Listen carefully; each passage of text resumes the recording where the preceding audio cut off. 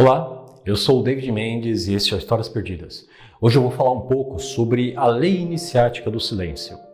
Certa vez, Platão se expressou sobre a arte de conhecer os homens da seguinte forma: os homens e os vasos de terracota se conhecem do mesmo modo. Os vasos, quando tocados, têm sons diferentes. Já os homens se distinguem facilmente pelo seu modo de falar. O pensamento desse filósofo iniciado nos oferece uma excelente oportunidade para uma profunda reflexão, principalmente para todos os que integram ordens iniciáticas, como a maçonaria, a Rosa Cruz e tantas outras que trabalham para elevar a consciência de seus estudantes. Nem sempre nos damos conta de como nos tornamos prisioneiros das palavras que proferimos.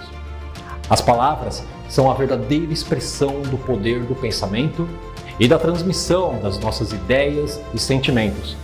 Por isso, tornam-se o centro emissor de vibrações, tanto positivas quanto negativas.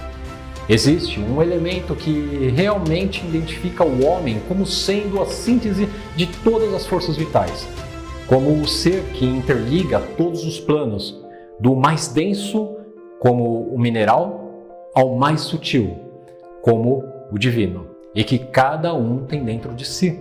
Este elemento é a palavra, e ele está intimamente ligado ao silêncio, que nada mais é do que outra sublime expressão da psique humana.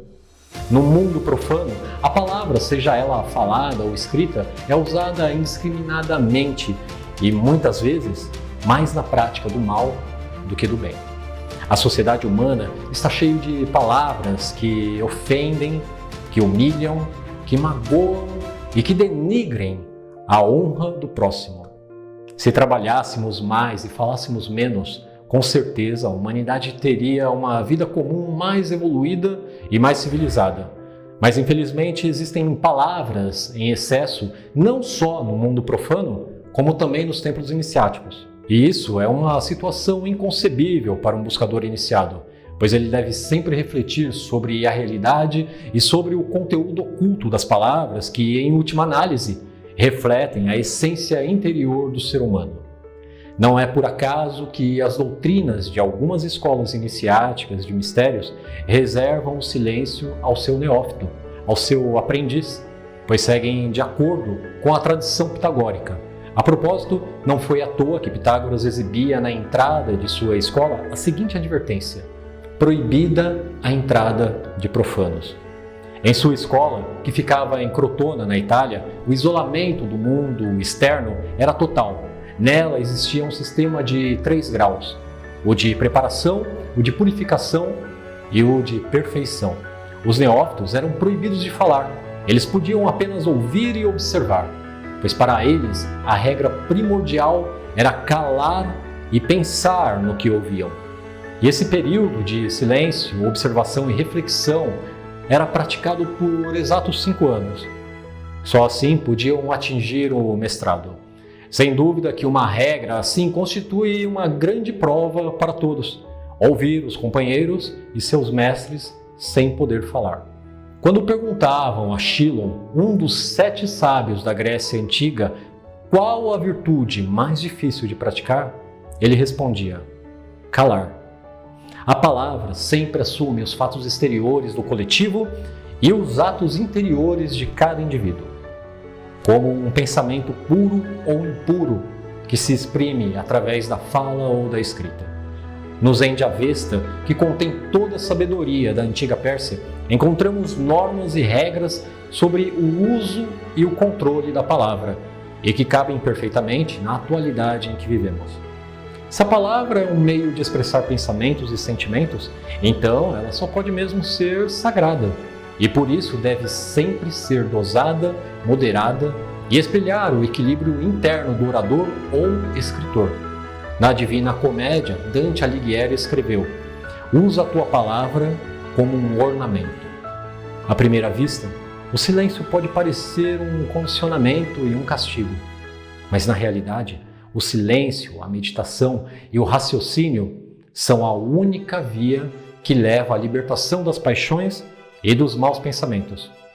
Além de exercitarmos a autodisciplina, em silêncio conseguimos aprender com muito mais intensidade tudo o que ouvimos e tudo o que vemos. Na realidade, dialogamos com nós mesmos. E neste diálogo, analisamos, criticamos e tiramos nossas próprias conclusões. Em suma, é só através do silêncio que podemos desenvolver a arte de pensar. É dessa forma que conseguimos cruzar os portais do umbral, carregando os conceitos de liberdade total, sem as restrições que nos impõem a moral e a razão, como as crenças religiosas e políticas que mais servem para segregar do que agregar. Paulatinamente, vamos aprendendo a dominar nossos impulsos pela prática espartana do silêncio, aprimorando nosso caráter e preparando-nos dia após dia para a construção de uma sociedade mais humanista. Agora deixe o seu like, se inscreva no canal se ainda não for inscrito e ative o sininho de notificações para não perder os nossos próximos vídeos. Lembrando que no próximo vídeo do Histórias Perdidas, você vai acompanhar uma entrevista que fiz com um norte-americano que lutou na Segunda Guerra Mundial e chegou a ser prisioneiro dos nazistas. Hoje, com quase 100 anos de idade, ele é um padre e monge no Mosteiro Trapista que fica na cidade de Campo do Tenente, no Paraná. Para quem não sabe, os trapistas seguem os mandamentos beneditinos, os quais foram utilizados como base iniciática pelos cavaleiros templários, e que hoje moldam os juramentos dos agentes da CIA, a Agência de Inteligência Americana, cuja regra primordial é o silêncio.